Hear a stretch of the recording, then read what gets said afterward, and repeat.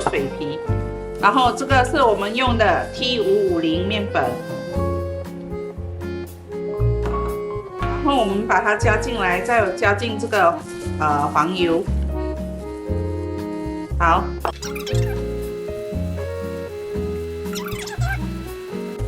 好，我们慢慢的把水加进来。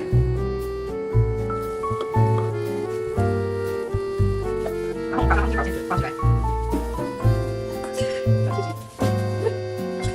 油皮我们需要用到的是 T405，然后我们再把这个黄油倒进来。